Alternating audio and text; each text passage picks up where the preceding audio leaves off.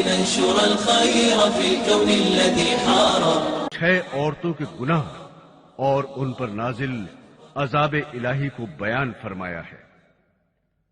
یہ حدیث بہت اہم باتوں پر مشتمل ہے۔ اس حدیث کو حافظ شمس الدین رحمت اللہ علیہ نے اپنی مشہور کتاب الکبائر میں نقل فرمایا ہے۔ اس حدیث کا خلاصہ یہ ہے کہ ایک مرتبہ حضرت علی رضی اللہ تعالی عنہ اور حضرت فاطمہ الزہرا رضی اللہ تعالی عنہا حضرت صلی اللہ علیہ وسلم سے ملنے کے لیے آپ کے گھر تشریف لے گئے۔ حضرت علی رضی اللہ تعالی عنہ فرماتے ہیں کہ جب ہم حضور اقدس صلی اللہ علیہ وسلم کی خدمت میں حاضر ہوئے تو دیکھا نبی کریم صلی اللہ علیہ وسلم رو رہے ہیں اور آپ پر گریہ طاری ہے۔ جب میں نے آپ کی یہ حالت دیکھی تو عرض کیا، یا رسول اللہ، میرے ماں باپ آپ پر قربان ہوں، آپ کو کس چیز نے رلایا ہے اور کس بنا پر آپ اتنا رو رہے ہیں؟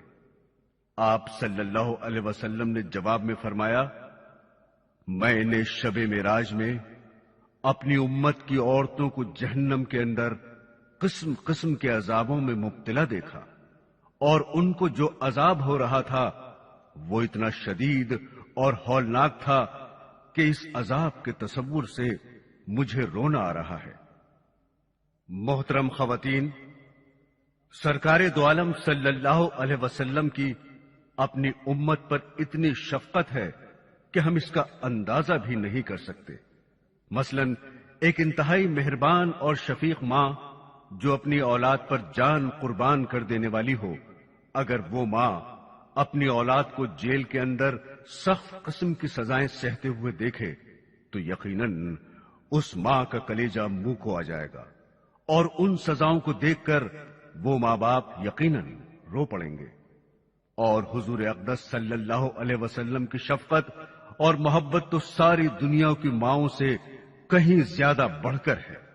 اس لیے آپ صلی اللہ علیہ وسلم نے فرمایا کہ میں نے اپنی امت کی عورتوں کو جب ہولناک عذاب میں مبتلا پایا، اس کی وجہ سے مجھے رونا آ رہا ہے کہ میری امت کی عورتوں پر اس طرح کا ہولناک عذاب ہوگا۔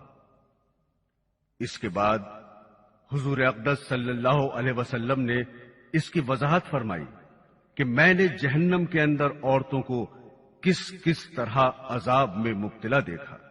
چنانچہ آپ صلی اللہ علیہ وسلم نے فرمایا، میں نے ایک عورت کو دیکھا کہ وہ اپنے بالوں کے ذریعے جہنم کے اندر لٹکی ہوئی ہے اور اس کا دماغ ہنڈیا کی طرح پک رہا ہے۔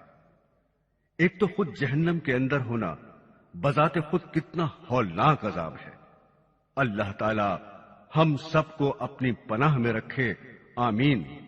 اور پھر بالوں کے بل لٹکانا یہ انتہائی تکلیف دہ سزا ہے، اور پھر دماغ کا پکنا یہ تیسری سزا ہے۔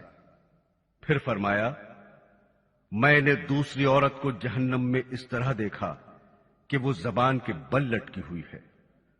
سامعین، آپ اندازہ کریں کہ کسی کی زبان کھینچ کر اور نکال کر اس کے ذریعے اس کے پورے جسم کو لٹکایا جائے تو اس میں کتنی سخت تکلیف ہے۔ اگر صرف ایک ہاتھ کے ذریعے بھی کسی کو لٹکا دیا جائے تو وہی اس کے لیے موت سے بدتر ہے۔ زبان تو بہت نازک چیز ہے۔ حضور اقدس نے آگے فرمایا، تیسری عورت کو میں نے دیکھا کہ وہ چھاتیوں کے بل جہنم میں لٹکی ہوئی ہے۔ چوتھی عورت کو میں نے اس طرح دیکھا کہ اس کے دونوں پیر سینے سے بندھے ہوئے ہیں اور اس کے دونوں ہاتھ پیشانی سے بندھے ہوئے ہیں۔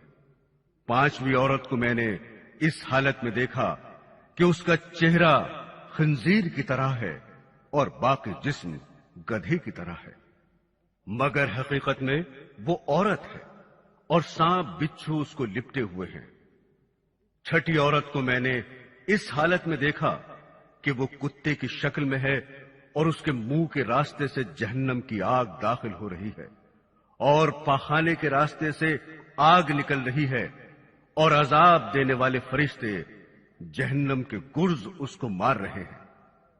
اس طرح 6 عورتوں کو ہونے والے عذاب کی تفصیل حضور اقدس صلی اللہ علیہ وسلم نے بیان فرمائی۔ اس کے بعد حضرت فاطمہ الزہرا رضی اللہ تعالی عنہا نے عرض کیا کہ ابا جان، ان عورتوں پر یہ عذاب ان کے کون سے اعمال کی وجہ سے ہو رہا تھا؟ ان کے کون سے ایسے اعمال تھے جن کی وجہ سے آپ صلی اللہ علیہ وسلم نے ان کو اس ہولناک اور دردناک عذاب میں مبتلا دیکھا؟ اس کے جواب میں حضور اقدس صلی اللہ علیہ وسلم نے ارشاد فرمایا کہ جس عورت کو میں نے سر کے بالوں کے ذریعے جہنم میں لٹکا ہوا دیکھا اور جس کا دماغ ہنڈیا کی طرح پک رہا تھا، اس کو یہ عذاب گھر سے باہر ننگے سر جانے کی وجہ سے ہو رہا تھا۔ وہ عورت نامحرم مردوں سے اپنے سر کے بال نہیں چھپاتی تھی۔ محترم سامعین، اب اگر ہم اپنے گرد و پیش کا جائزہ لیں تو ہمیں آج یہ گناہ عام ہوتا ہوا نظر آتا ہے۔